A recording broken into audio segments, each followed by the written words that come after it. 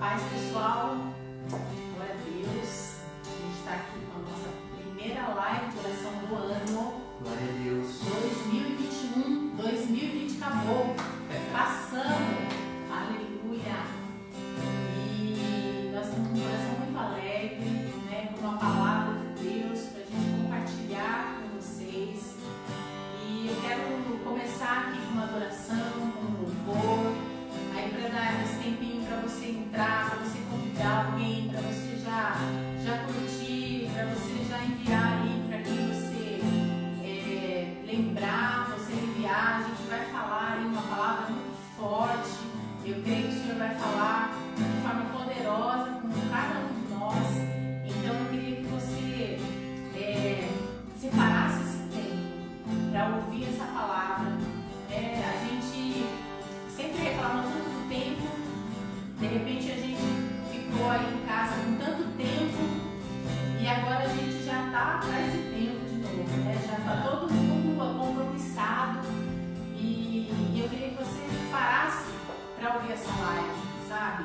Para que você pudesse entender aquilo que Deus tem trazido de palavra para a igreja, tá? Então vamos começar com esse louvor, com essa adoração, que você faça desse louvor uma oração, que esse louvor possa preparar o teu coração, preparar o ambiente da tua casa. Eu oro para que o ambiente da tua casa seja transformado, que não seja um ambiente normal,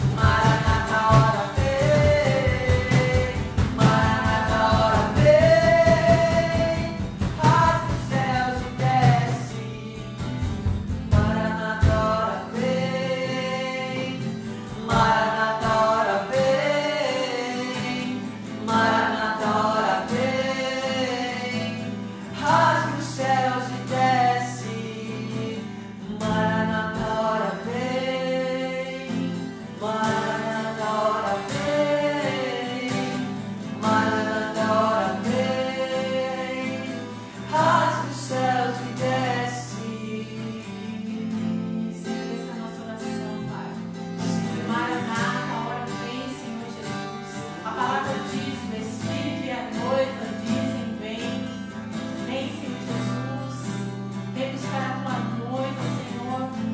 Pai, nós colocamos diante de ti, ó Pai, nosso coração.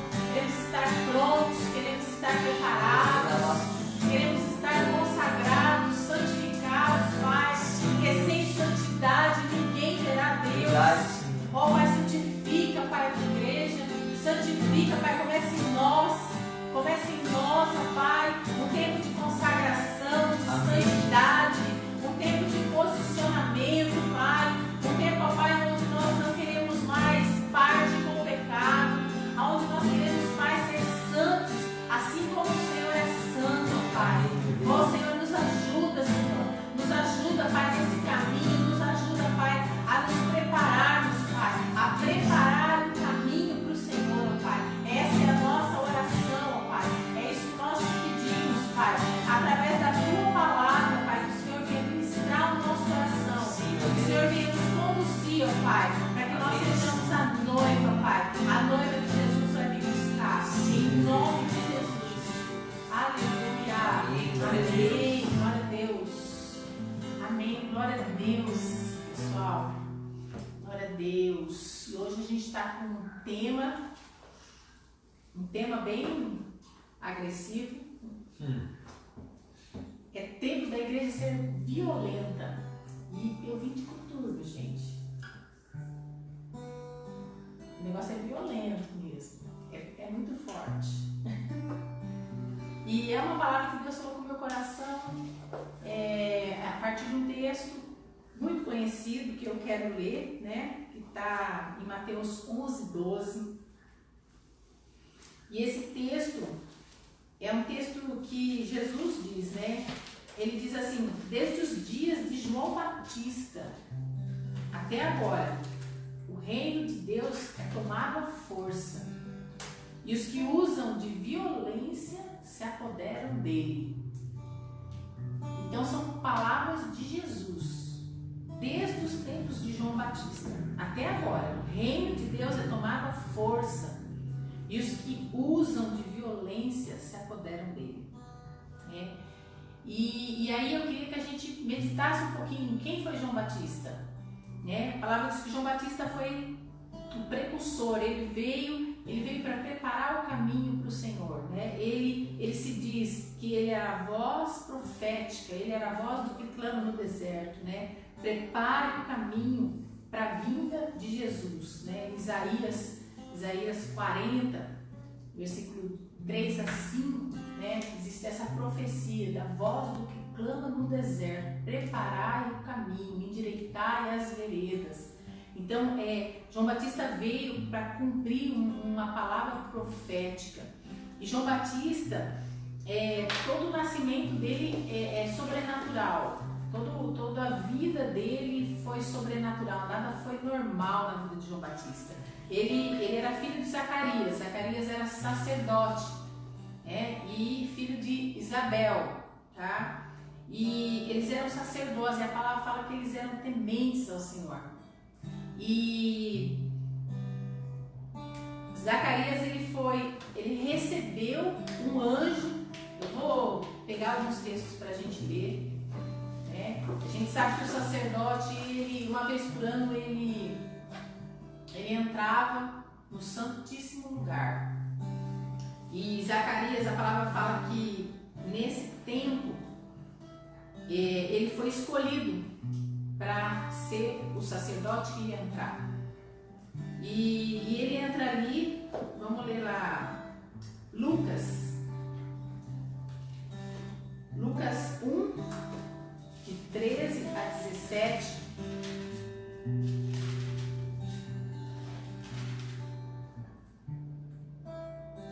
Zacarias, ele foi escolhido para entrar, ter acesso ali ao altar, para fazer a oferta, queimar incenso, e aí fala que uma multidão de pessoas estavam orando lá de fora, esperando, o sacerdote entrava, ficava todo mundo ali naquela expectativa: como é que vai ser, o que vai acontecer, será que ele vai morrer lá dentro? E foi então que apareceu ali para Zacarias, naquele momento ali no altar, ele recebe a visita de um anjo. E depois, num outro texto aqui, a gente vai ver que o anjo era o anjo Gabriel, o anjo que veio anunciar, né? Então, no versículo 3 diz assim: entretanto, o anjo lhe assegurou: não tenha medo, Zacarias, eis que tua súplica foi ouvida. Isabel, tua esposa, te dará à luz a um filho, e tu lhe porás o nome de João. Ele te será motivo de grande felicidade e regozijo, e muitos se alegrarão com o seu nascimento, pois ele será grande aos olhos do Senhor, jamais beberá vinho, nem qualquer outra bebida fermentada, e será pleno do Espírito Santo desde antes do seu nascimento. Olha que tremendo. O cara, ele era cheio do Espírito Santo. Ele avançará na presença do Senhor, no mesmo espírito e poder de Elias, com o propósito de fazer voltar o coração do pai aos filhos e os desobedientes à sabedoria dos justos, deixando um povo preparado para o Senhor. Então, olha que tremendo. Zacarias está lá, naquele momento ali, fazendo as ofertas e tal, de repente aparece o anjo Gabriel para dar uma mensagem para ele, né? Falar que as orações dele foram ouvidas. Então, assim, a gente entende, porque Zacarias e Isabel, eles eram idosos, então há muitos anos eles oravam por um filho, eles não tinham filho, e eles, Deus manda o anjo falar: ó, vocês vão ter o filho, só que esse filho, ele não vai ser qualquer pessoa, ele vai ser o cara que vai preparar o caminho para a vinda de Jesus, para a vinda do Messias, o Messias esperado, né? Então, olha que tremendo, né? E quando Isabel, ainda em Lucas 1, lá no versículo 41, porque o anjo Gabriel, ele foi também visitar Maria, né? Ele fez um tour ali. Ele fez um tour, ele não perdeu a viagem, ele visitou Isabel, depois de alguns meses ele visita Maria e ele anuncia a vinda de Jesus, né? E Maria vai à casa de Isabel, que era a prima dela, né? E aqui é tremendo no versículo 41, que fala assim que Isabel ouviu a saudação de Maria, tipo, Maria chegou lá e falou: e aí, tia? O bebê agitou-se em seu ventre e Isabel ficou plena do Espírito Santo. E um forte grito exclamou: bendita és tu entre todas as mulheres e bendito é o fruto do teu ventre. Mas qual é o motivo dessa graça maravilhosa que vem visitar a mãe do meu Senhor? Pois no mesmo instante que a tua voz de saudação chegou aos meus ouvidos, o bebê que está em meu ventre agitou-se de alegria. Bem-aventurada é aquela que acreditou que o Senhor cumprirá tudo quanto lhe foi revelado. Era esse clima aí que a galera não via nesse nível, né? Então, assim, tremendo. Mas aí, não para aí, gente. Vamos lá para o 67. Aí Maria, tem um cântico aqui de Maria, que é tremendo, né? Aí depois tem um cântico de Zacarias. E aí no 67, Zacarias diz assim: então o seu pai Zacarias foi cheio do Espírito Santo e profetizou. Eita, a coisa pegou ali. Bendito seja o Senhor Deus de Israel, pois que visitou e redimiu o seu povo. Ele concedeu poderosa salvação na casa de Davi, o seu servo, assim como prometera por meio dos seus santos profetas desde a antiguidade, salvando-nos dos nossos inimigos e das mãos de todos os que nos odeiam, para demonstrar sua misericórdia aos nossos antepassados e recordar a sua santa aliança, o juramento que prestou ao nosso pai Abraão, que nos resgataria da mão de todos os nossos inimigos, a fim de os servirmos livres do medo, em santidade e justiça na sua presença, durante todos os dias da nossa vida. Tu, menino, serás chamado profeta do Altíssimo, pois marcharás à frente do Senhor para lhe preparar o caminho. Uau! Para proclamar ao seu povo o conhecimento da salvação mediante o perdão dos seus pecados. E isso por causa das profundas misericórdias do nosso Deus, através das quais dos céus nos visitará o sol nascente, para iluminar aqueles que estão vivendo em meio às trevas e guiar nossos pés no caminho da paz. E fala, e o menino crescia e se robustecia em espírito e viveu no deserto, até o dia em que havia de revelar-se publicamente a Israel. Uau! Esse é João Batista. Toda essa história que envolve a vida de João Batista, né? E depois de falar um pouquinho sobre João Batista, eu queria voltar lá no tema, né? Tempo da igreja ser violenta. E quando eu li esse texto, né, que Jesus fala aí, né, que o reino de Deus é tomado à força e os que usam de violência se apoderam dele, eu falei assim, nossa, mas o que Jesus quis dizer com isso, né? Assim, a força, como que é essa... O que João Batista fez ali em que ele usou a força? E aí em Lucas 13:24, vou ler aqui, né?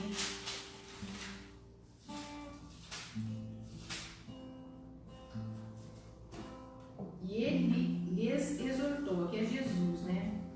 Esforçar-vos por adentrar pela porta estreita, pois eu vos asseguro que muitas pessoas procurarão entrar e não conseguirão. E ele fala assim, esforçar-vos por adentrar pela porta estreita. Muitas pessoas procurarão entrar e não conseguirão. Então Jesus afirma que desde os dias de João Batista o reino é recebido por pessoas que se esforçam, que são violentas, homens zelosos que possuem um compromisso real. O reino não é para os débeis, vacilantes, comprometidos com o mal. Não é para qualquer um. O evangelho é para os violentos, gente. É para quem, é tudo ou nada. É para quem largou tudo, é para quem queimou as carroças, matou os bois, é para aquele que não olha para trás, né? Então, assim, nós precisamos dessa violência como igreja nesse tempo para preparar o caminho para o Senhor. Nós precisamos dessa violência aqui, de ser um povo posicionado, um povo meio louco ali, né? Sim. O ministério profético de João fez violência sobre o céu de Israel, assim como fez violência contra o sistema do mundo. E como que o ministério de João fez violência no céu de Israel? Qual foi a violência ali, né, para preparar esse caminho? E Mateus 3, vou ler aqui mais um texto. Gente, eu fiquei muito pirada com essa palavra em casa. Mateus 3:9. Mateus 3:1, de 1 a 9. Fala de João Batista, que naqueles dias surgiu João Batista. Tipo assim, surgiu. Na verdade, o cara tem uma vida sobrenatural, um nascimento, coisas tremendas aconteceu. João Batista era filho de sacerdote, então assim, ele tinha como legado, estudar ser sacerdote. Aí ele tinha privilégios como sacerdote e, o cara escolheu fazer aquilo que Deus chamou ele para fazer. Vai para o deserto, estava todo mundo indo estudar lá com os rabis. João foi para o deserto com o Espírito Santo, ser preparado, se robustecia no Espírito até o momento em que era para ele se apresentar. O cara, ele era todo esquisito, ele ia gafanhoto, ele era loucaço, ele era louco, né? Então, naqueles dias surgiu o João Batista. Esse aqui, João Batista já devia ser mal conhecido ali, né? Pregando no deserto da Judéia: arrependei-vos, porque o reino dos céus está próximo. Este é aquele que foi anunciado pelo profeta Isaías: voz do que clama no deserto, preparai o caminho do Senhor, endireitai as suas veredas. João tinha suas roupas feitas de pelo de camelo usava um cinto de couro na cintura, alimentava-se com gafanhotos e mel silvestre. A ele vinha gente de Jerusalém e de toda a Judéia e de todas as províncias adjacentes ao Jordão, confessando os seus pecados. Eram batizados por João no Rio Jordão. Então assim, a galera ia tudo pro deserto ver João Batista pregar. E qual era o tema da pregação de João Batista? Arrependam-se. Amanhã, qual vai ser o tema? Arrependam-se. Ele pregou arrependimento. O tempo que ele pregou arrependimento. Né? Continuando aqui, fala assim: e vendo ele, muitos dos fariseus e dos saduceus que vinham ao seu batismo, então a galera ia lá, dizia-lhes: raça de víboras, quem vos ensinou a fugir da ira futura? João Batista, ele era violento, ele era muito louco, cara. Ele olhava para os fariseus e falou: raça de víboras. Ele fala: produz sim frutos que mostre o vosso arrependimento. Não presumais de vós mesmos, dizendo: temos por pai Abraão, porque eu vos digo que mesmo dessas pedras Deus pode gerar filhos de Abraão.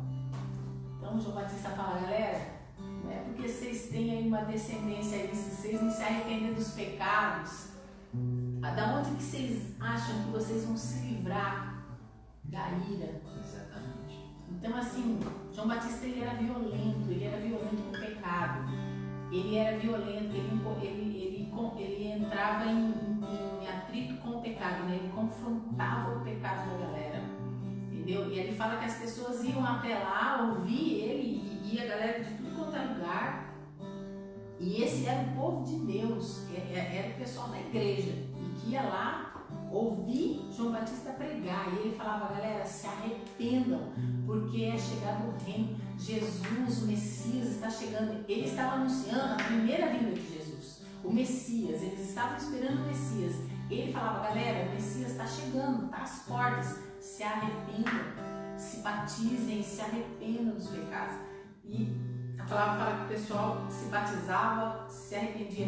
Imagina a galera mergulhando ali, pedindo perdão pelos pecados. Me perdoa, Senhor, eu sou um mentiroso, eu sou um estelionatário, eu não pago minhas dívidas, eu sou adúltero.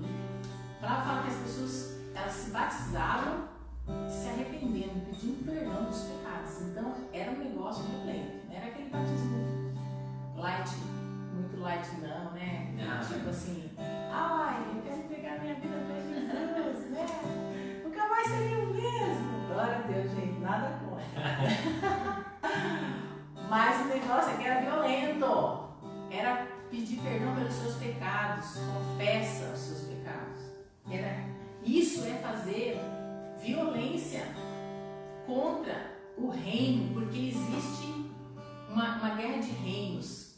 A palavra fala que quando nós aceitamos Jesus, o Senhor nos tira do império das trevas e nos transportou para o reino do Filho do seu amor. Então, ou você é de um reino ou você é de outro. Esses reinos, eles estão em confronto. Então, o João Batista, ele chegava na galera e falava: e aí, você está em que reino? Você fala que você está aqui, mas você pratica o daqui? Você vai ter que decidir, cara. Você vai ter que se batizar e você vai ter que se arrepender dos seus pecados, porque Jesus está vindo, o Messias está chegando. Então essa era a pregação, né? A violência que João Batista usava ali era o confronto com o pecado, né? Era falar a verdade. Evangelho puro, sem açúcar, sem misturar com água, direto. Aquele que desce rasgando. Tem um texto que fala assim que o profeta comeu o rolo, ele era doce na boca, mas ele era amargo no ventre. Porque quando você escuta, é legal, mas quando você vive, o negócio embrulha. Você fala: eu vou ter que mudar. Eu não tô vivendo o que eu tô pregando, o que eu tô falando. Eu tenho que mudar, né? E essa era a pregação. Essa era a pregação de João, gente. É muito louco isso.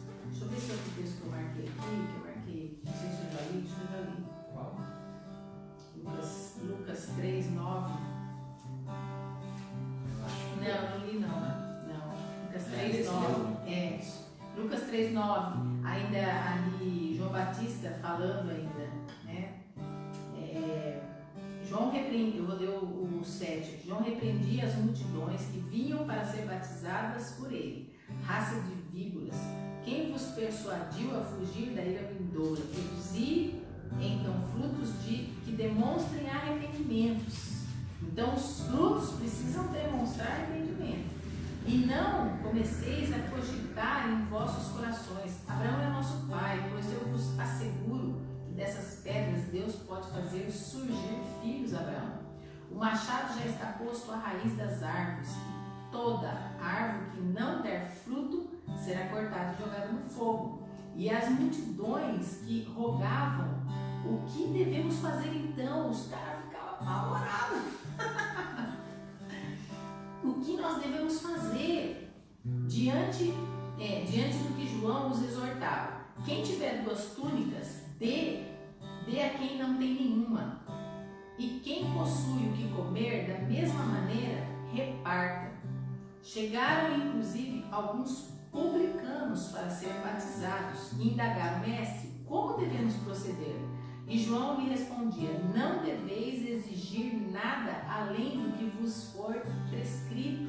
Para de roubar, galera. Então um grupo de soldados lhe inquiriu, até os soldados que estavam ali, os caras falaram: e quanto a nós, o que devemos fazer? Ele os orientou: a ninguém molestais com exortação, nem denunciais falsamente, contentai-vos com o vosso próprio salário. Então, esse culto era muito louco, gente. Esse culto era muito da hora. Era muito forte. O chicote está lá. E era forte, né? A postura violenta que os filhos do reino, a igreja, precisa apresentar é uma vida de arrependimento constante, mudança de pensamento, coração contrito, conversão moral. A igreja precisa ser a noiva santa, sem mancha, sem mácula, porque Jesus está voltando. Assim como João Batista ele estava anunciando a vinda do Messias, né? Hoje nós estamos falando: Jesus está voltando. Se arrependa, conserta a tua vida, né? Busca em Deus enquanto você pode achar. Esse João Batista veio no espírito e no poder de Elias. Então, quem era Elias? Aí eu peguei lá também em Reis. Elias era violento também, gente. Ele era violento.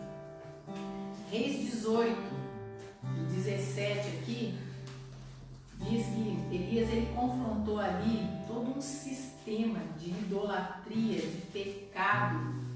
Ele confrontou o rei Acabe, que era casado com Jezabel, era um negócio violento. E aqui no 17, diz assim, 18, 17: assim que Acabe viu Elias, questionou-lhe: és tu mesmo o perturbador de Israel? Aí olha o que ele responde, ao que prontamente Elias respondeu: não sou eu o responsável pelos muitos problemas que assolam Israel, mas és tu e toda a tua família do teu pai, pois abandonaste os mandamentos do Senhor e cultuaste a Balaíns. Agora, pois, dá ordem para que se reúna a mim todo o Israel no alto do Monte Carmelo, como também os 450 profetas de Baal e mais os 400 profetas de Azera, que se fartam à mesa de Jezabel. O cara, Elias, ele era violento.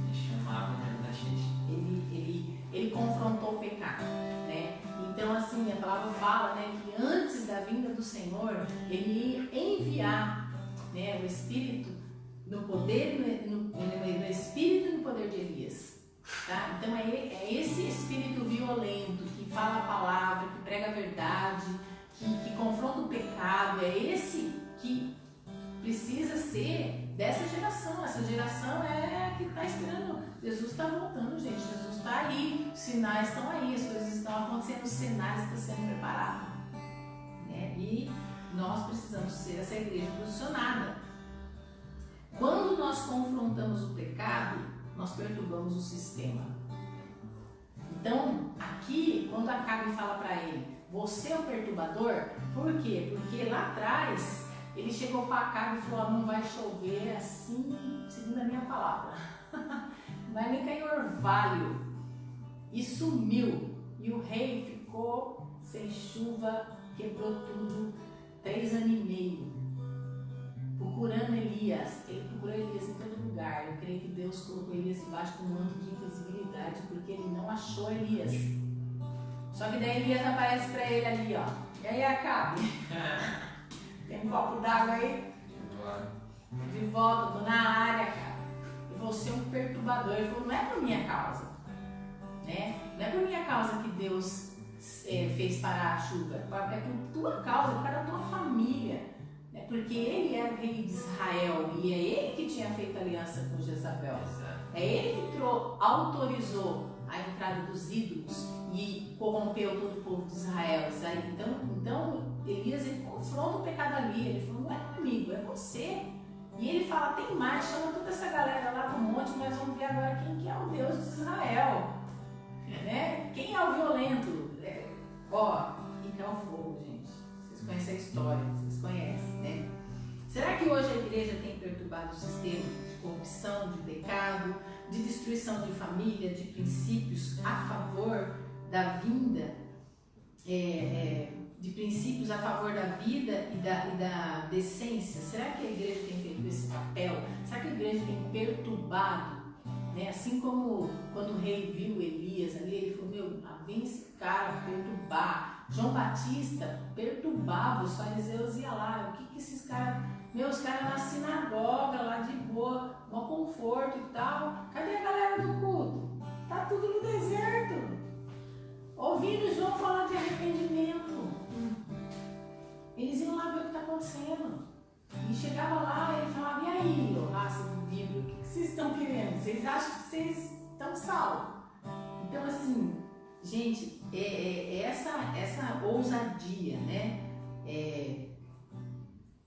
Será que estamos perturbando, incomodando com a nossa fé, com a nossa convicção, com a nossa ousadia?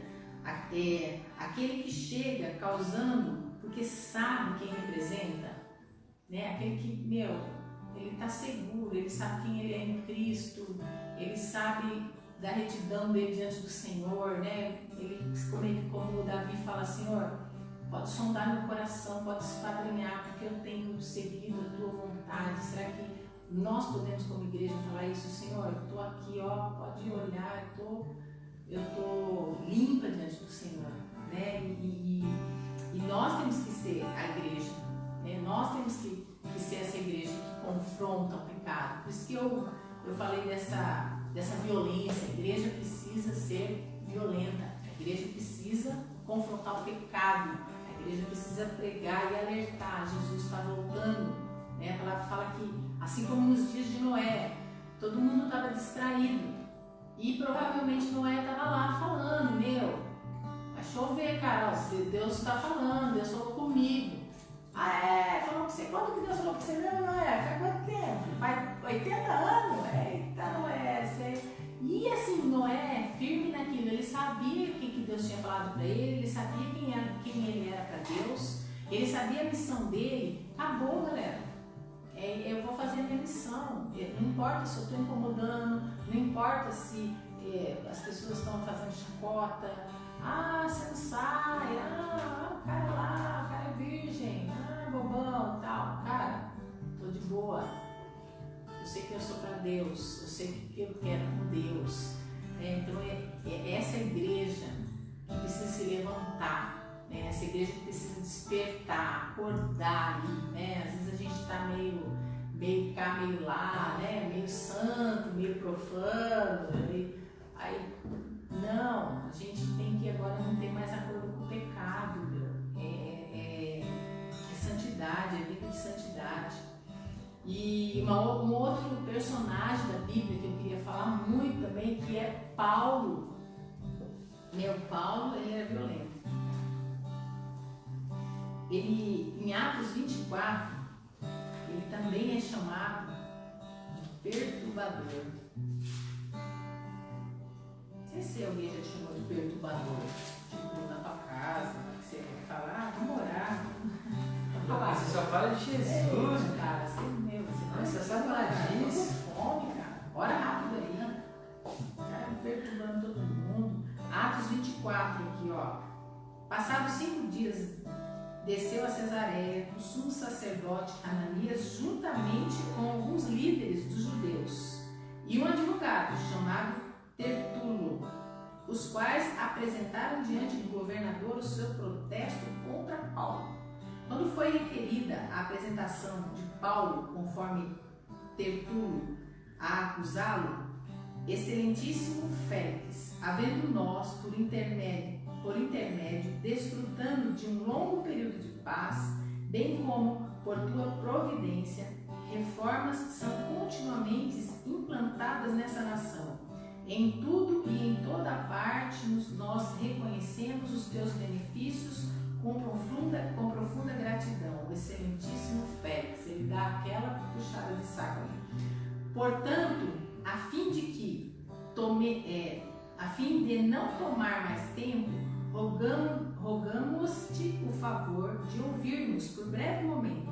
Concluímos que este homem, Paulo, é um perturbador, porquanto promove tumulto entre os judeus pelo mundo todo, sendo principal líder da seita dos nazarenos.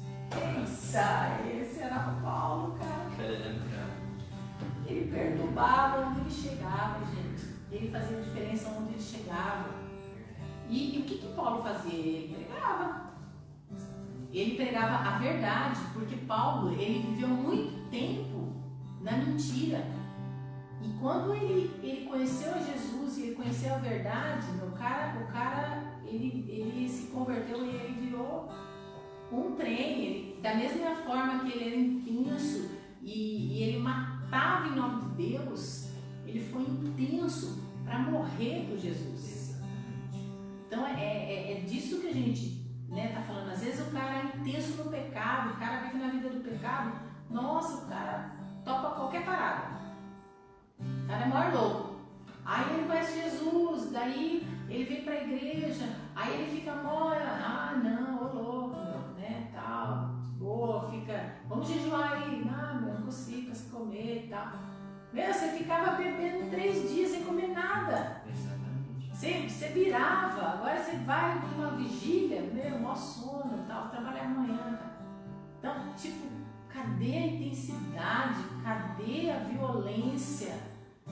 Cadê o teu vigor que você dispensava para o pecado? Né? Que você tem que canalizar agora para Deus, para o Evangelho, para pregar, para ter convicção de quem você é. Né? E Paulo ali confrontava mesmo. Né? Eu vou ler Atos 19 aqui. Atos 19, capítulo 1, versículo 1. Tem muita coisa, eu tirei hoje com esse livro aqui, e quando a gente estuda a vida de Paulo, a gente fez já um estudinho que foi muito da hora, né? Atos 19, 1. Não sei o que marquei. É isso mesmo. Paulo, olha aí, ó, Paulo chegando lá, hein? E aconteceu que, enquanto Apolo estava em Corinto, Paulo atravessou a região Atlas e chegou a Éfeso. Encontrou ali alguns discípulos e lhes indagou: recebeste o Espírito Santo na época em que creste? Ao que eles replicaram: de forma alguma, nem sequer soubemos que existe o Espírito Santo. Diante disto, Paulo questionou: ora, em que tipo de batismo foste batizado então? E eles declararam: no batismo de João. Então Paulo lhe explicou: o batismo realizado por João foi um batismo de arrependimento. Ele ordenava ao povo que cresce naquele que viria depois dele, ou seja, em Jesus. E compreendendo isso, eles foram batizados no nome do Senhor Jesus. E quando Paulo lhes impôs a mão, veio sobre eles o Espírito Santo e começaram a falar em línguas e a profetizar. Eram ao todo 12 homens. Então Paulo chegou ali já causando, né? E diz assim ainda, continuando. Assim, durante 3 meses, Paulo frequentou a sinagoga, onde pregava com ousadia e poder, discerto com eloquência e convencendo a muitos sobre o reino de Deus. Paulo ficou ali 3 meses pregando com eloquência, com poder. No 10 fala assim: e assim procedeu por 2 anos, de forma que todos os habitantes da Ásia puderam ouvir a palavra do Senhor, tanto judeus como gregos. E Deus fazia milagres e maravilhas. Todos os habitantes ouviram a palavra, porque Paulo estava passando por aí. É tremendo. Não tem o que a gente depois falar que não deu. Consegui, pai, era muito difícil pregar, eu tinha que trabalhar. Paulo trabalhava, viu, gente? É verdade. Paulo ele não era encostado, não. Versículo 18 aqui: muitos dos que creram, assim que chegavam, começavam a confessar e a declarar em público as suas más obras praticadas. Da mesma forma, muitos dos que haviam se dedicado ao ocultismo reuniam seus livros de magia, os queimavam diante de toda a comunidade reunida. Calculando os seus preços, chegou-se à estimativa de que o valor total equivalia a 50.000 moedas de prata. E assim a palavra do Senhor era grandemente propagada e prevalecia poderosamente. Gente, em Éfeso, né, o centro da adoração da deusa Diana. Então, o cara perturbava. Ele era uma pessoa que chegava e não deixava barato. Ele chegava e pregava a palavra. No 23 fala assim: naquele tempo aconteceu grande alvoroço por causa do caminho. O caminho era Jesus, né? Um ourives chamado Demétrio, que confeccionava miniaturas de prata do templo de Diana e proporcionava grande lucro aos artífices, promoveu uma reunião destes com os demais trabalhadores dessa profissão e lhes declarou: senhores, sabeis que deste ofício vem o nosso enriquecimento. Eles vendiam santinho. Amém? E estáis observando e ouvindo que não apenas em Éfeso, como também em quase toda a província da Ásia, esse indivíduo Paulo tem persuadido e alterado o modo de viver de muitas pessoas, afirmando que deuses feitos por mão humana não têm poder divino. Paulo estava causando. Nossa, não Ao continuar isso, corremos o risco de ver não apenas a nossa arte perder o prestígio que ostenta diante de todos, como também de o templo da grande deusa Diana cair em descrédito, e mais, de a própria deusa, hoje adorada em toda a província da Ásia e em todo o mundo, ser destituída da sua majestade divina, por causa da pregação de Paulo. Esse cara era um perturbador. E Paulo, gente, quando a gente lê as cartas dele às igrejas, Paulo, ele também não deixava barato, não, hein? Ele chamava junto, ele confrontava o pecado. Ele, aqui na igreja de Coríntios, 1 Coríntios 3, ele fala assim, irmãos, não vos pude falar como a pessoas espirituais, mas como a pessoas carnais, como a crianças em Cristo.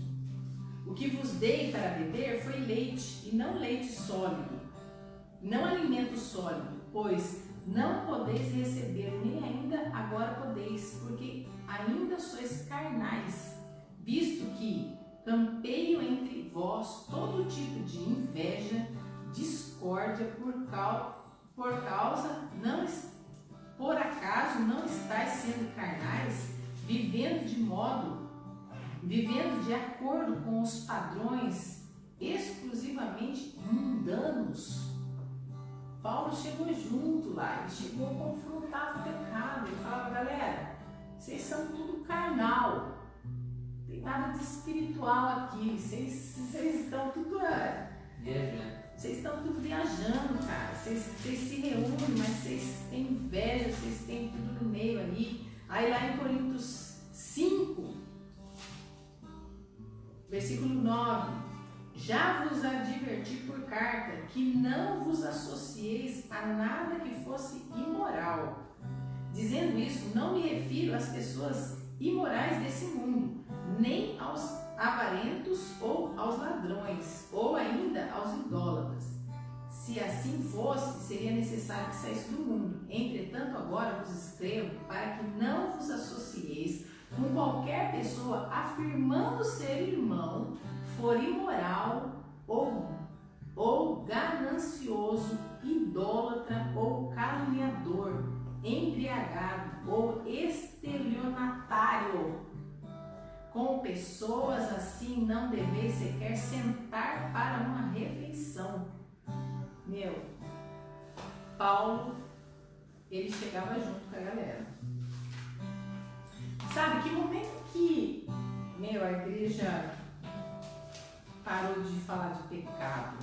No momento que a igreja ficou mais light, mais soft, mais paz e amor, Deus é amor.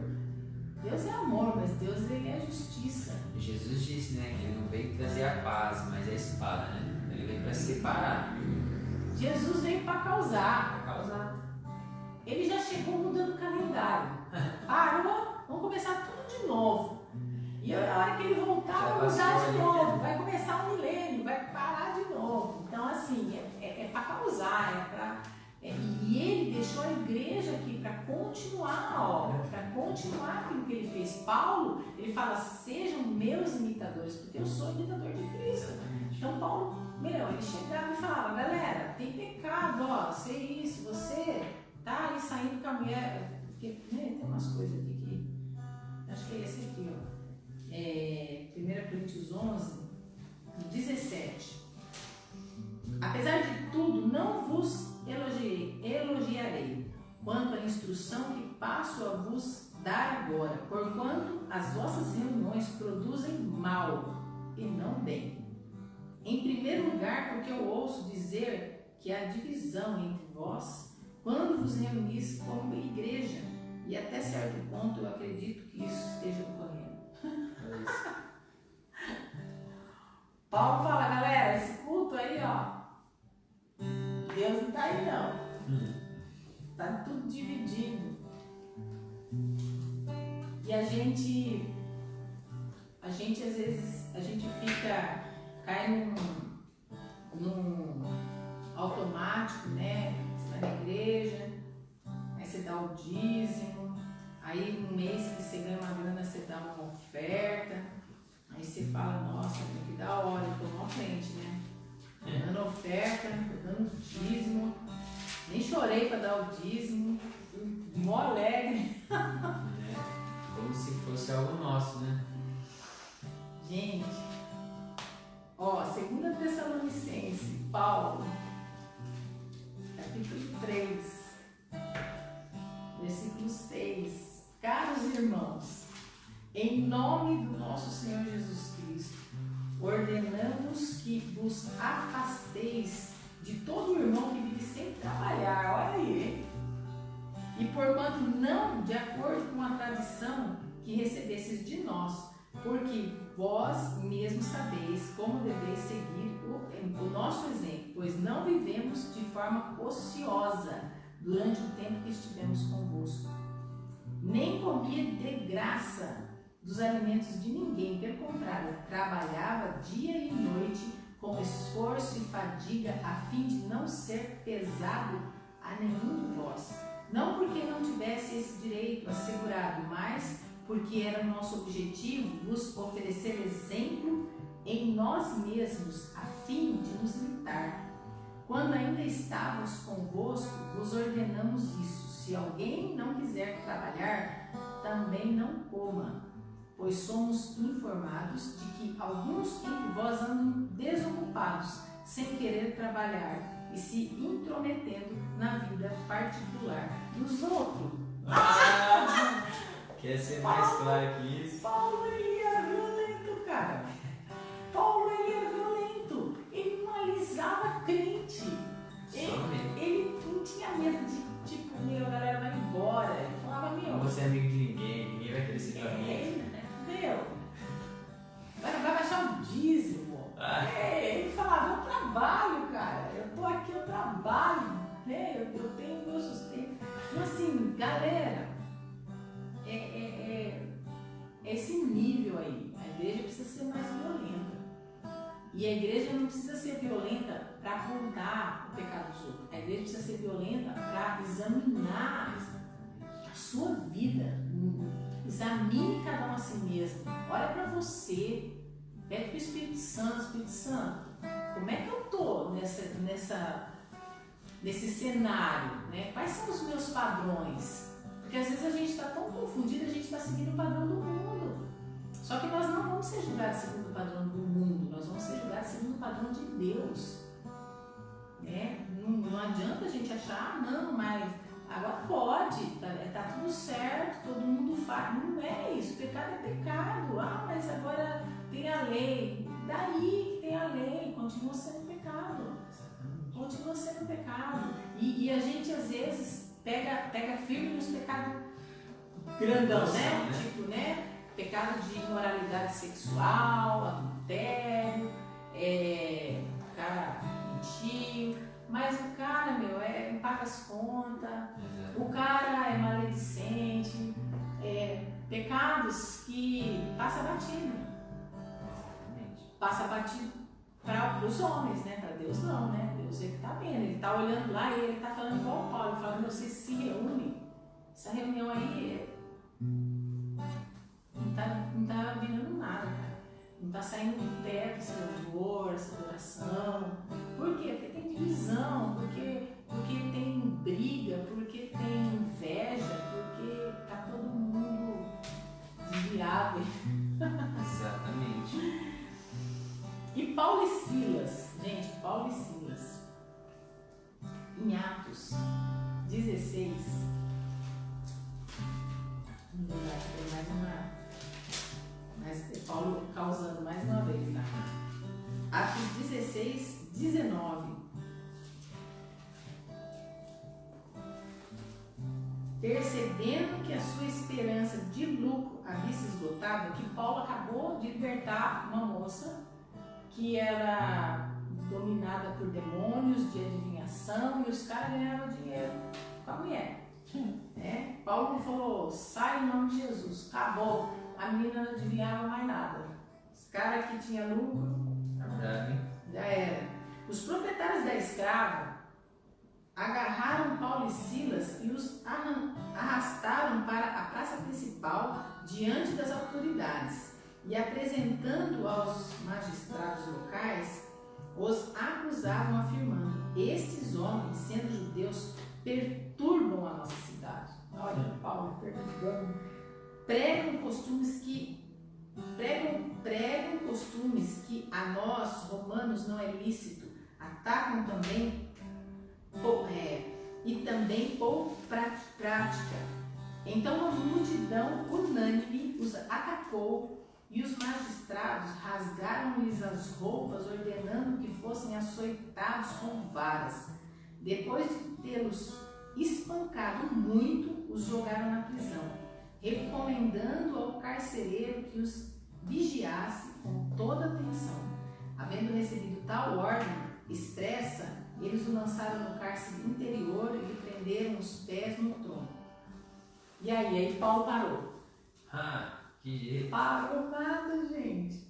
Por volta da meia-noite, Paulo e Silas estavam orando, entoando hinos de louvores a Deus, enquanto os demais presos os ouviam. Até aí está tudo bem. De repente, aconteceu um terremoto tão violento que os alicerces da prisão foram abalados. No mesmo momento, todas as portas se abriram e as correntes que prendiam todos se soltaram. Paulo foi cantar um hino lá. Terremoto.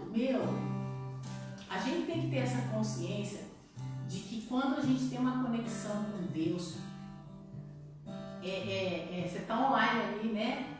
Você está com o Wi-Fi ligado ali do céu. O seu louvor tem que provocar terremoto, tem que causar prisões, portas se abrindo, pessoas sendo curadas, um rebuliço no espiritual, né? Por quê? Porque Paulo tinha compromisso. Então, talvez se a nossa adoração não tenha causado esse terremoto, talvez é porque a gente também não tem imitado Paulo. Porque a gente quer causar um terremoto, mas a gente não quer confrontar o pecado. Não tem como uma coisa, né?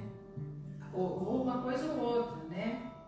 E eu pus assim, meu Deus, cadê essa igreja violenta que causa mudança aonde ela está? Cadê essa igreja doida? Pode ser pequenininha, mas que roda ali e o negócio acontece.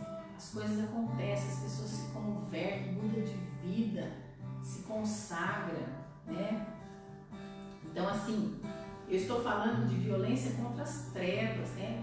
A igreja tem que ser violenta, não é violenta de sair na rua, quebrar e tal. Não, cara, é violenta na oração, é violenta na adoração, é violenta na santidade, é violenta na verdade, no evangelho, na palavra, no estilo de vida. É violenta sim, porque aí sim você vai causar, aí você vai perturbar, o sistema todo vai abalar por causa desse posicionamento nosso, né? Marquei aqui Hebreus.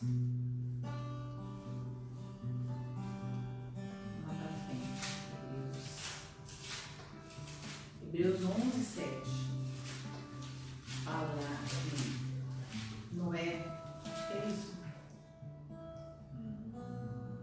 Sim. Sendo assim, se houver uma maneira de alcançar a perfeição por intermédio do sacerdócio, É 7. Hebreus 7. Hebreus Pela fé, 7. Noé construiu uma grande Não, é Hebreus 11:7.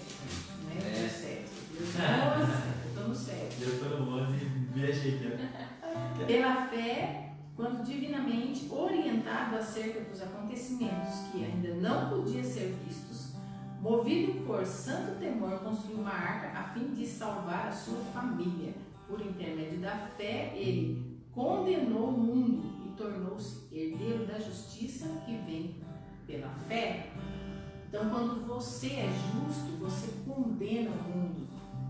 Noé, ele vivia no meio de uma geração que só tinha uma galera corrupta, só tinha pessoal tudo virado do avesso. E ele era íntegro.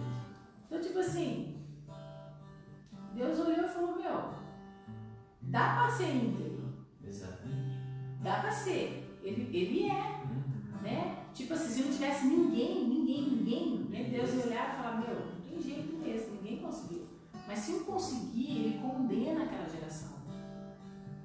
Então a igreja, ela precisa ser um exemplo de justiça, de integridade, né? Para quando Deus olhar, ele olhar para a igreja e falar, é essa aqui que eu vim buscar, essa noiva santa, ela conseguiu, ela está sendo íntegra, ela está sendo santa.